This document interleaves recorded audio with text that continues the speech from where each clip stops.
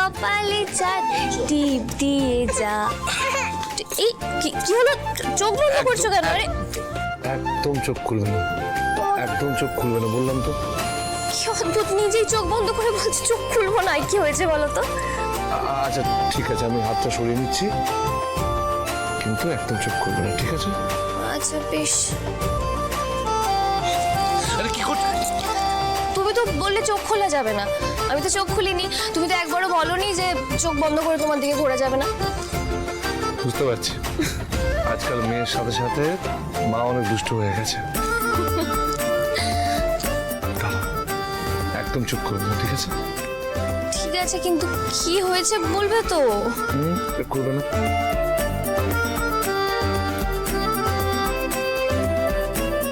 এবার খুলবো? না না না, কোথায় নিয়ে যাচ্ছ? হ্যাঁ বাবা এখানে চোখ খুলবে না, ঠিক আছে? আচ্ছা ঠিক আছে।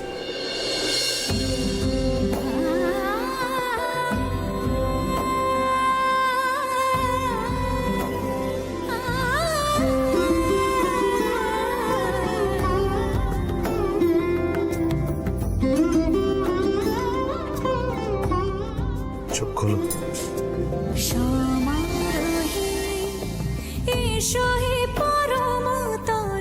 উপহারটা পছন্দ হয়েছে? সমারোহে এসো হে পরমতর সুন্দর এসো। ভীষণ পছন্দ হয়েছে। তুমি এত সুন্দর একটা উপহার আমার জন্য আনলে। আচ্ছা, এত দামি একটা জিনিস এখন আমায় দেওয়ার কি দরকার ছিল বলো? তুমি তো আমাকে আমার জীবনের সব থেকে বড় দুটো উপহার দিয়েছো, নিজেকে আর আমাদের মেয়েকে। পুতুল, এই উপহারটা তোমার পাওনা ছিল, তোমাকে কোনোদিন কোনো গয়না দিইনি। তোমার সব গয়নাই মা দিয়েছে কিংবা ঠাম্মি দিয়েছে বা আত্মীয়দের থেকে উপহার পেয়েছো। পুতুল খুব ইচ্ছে ছিল জানো তো, নিজের উপার্জনের টাকা দিয়ে একটা গয়না ঘুরিয়ে দেবো। অনেক দিন ধরে জমিয়েছে জানো, সে যখন বস্তিতে থাকতাম তখন থেকে দিনে 1 টাকা হলেও জমাতাম। আর এই বাড়িতে ফেরার পর যখন আমাকে ঠাম্মি ব্যবসার বড় দায়িত্ব দিল, আর সেই মাসের টাকা থেকে একটু বেশি করে টাকা জমাতে শুরু করলাম। পুতুল, অনেক দিনের শখ আমার পূরণ হলো আজ, তোমাকে দেওয়া আমার প্রথম গয়না।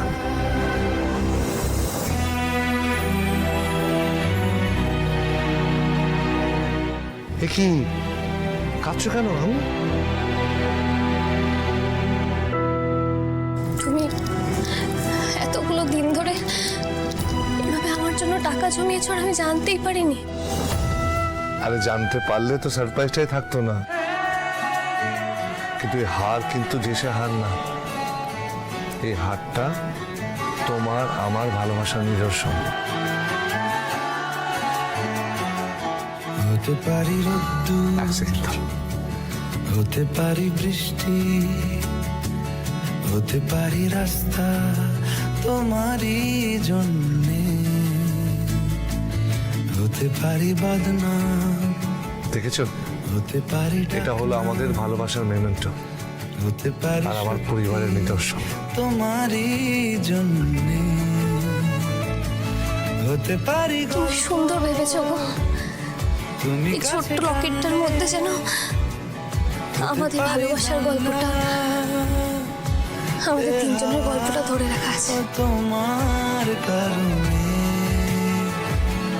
শুধু তুমি চাও যদি সাজাবো আবার নদী, শুধু তুমি চাও যদি সাজাবো আবার নদী। এসেছি হাজার বারণে শুধু তোমারই জন্যে, শুধু তোমারই জন্যে, শুধু। এই হারটা কিন্তু আমাদের মিষ্টির গলাতেই সব থেকে বেশি মানাবে, তাই না বলো? এই হারটা ওর গলায় থাকলে ওর মনে হবে যে ওর পরিবার ওর সাথে সব সময় আছে। কথা দিল ঋতু, কথা দিল বৃষ্টি, কথা দিল রাস্তা পুতুল, তোমারই জন্য। অনেক ঝড়ঝাপটা গেল, আর ভবিষ্যতে অনেক ঝড়ঝাপটা আসবে। আমাদের মেয়েকে আগলে রাখতে হবে পুতুল, আমাদের পরিবারকে আগলে রাখতে হবে। তুমি একদম চিন্তা করো না, আমরা দুজন যদি দুজনের হাতে হাত রেখে চলি, দেখবে যতই ঝড়ঝাপটা আসুক না কেন, মা মঙ্গলচণ্ডীর আশীর্বাদে আমরা সব সামলে নেব। তুমি দেখো।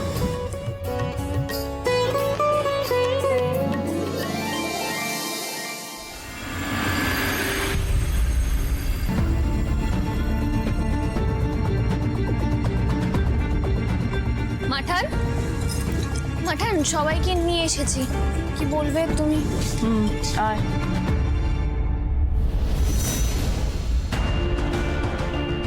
হ্যাঁ আরে উকিলবাবু কেমন আছেন? অনেকদিন পরে এলেন। ভালো, তোমরা ভালো তো? হ্যাঁ ভালো আছে। হঠাৎ উকিল কেন?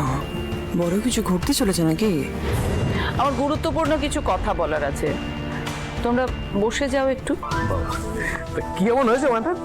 হঠাৎ উকিল বাবু? না মানে উকিল তো সচরাচর বাড়িতে আসে না, তাই জিজ্ঞেস করছি আর কি। না কিছু হয়নি, তবে এবার হবে। দেখো প্রেম, অরুণ, তোমাদের বাবা নিরুদ্দেশ হবার পর থেকে এই ব্যবসা, এই সম্পত্তি সব কিছুর দায়ভার আমার কাঁধে আসে। আমি সেই দায়িত্ব পালন করি, অনেক ঝড়ঝাপটাও আসে, কিন্তু আমার মনে হয় এবার আমার অবসর নেওয়া দরকার। আমি নিজে সত্যিই খুব ক্লান্ত, তাই আমি এইসব দায়িত্ব থেকে ছুটি চাইছি। আর পাওয়ার অফ অ্যাটর্নি ডিড তৈরি করে পরবর্তী প্রজন্মের হাতে আমি এই দায়িত্ব তুলে দিতে চাইছি।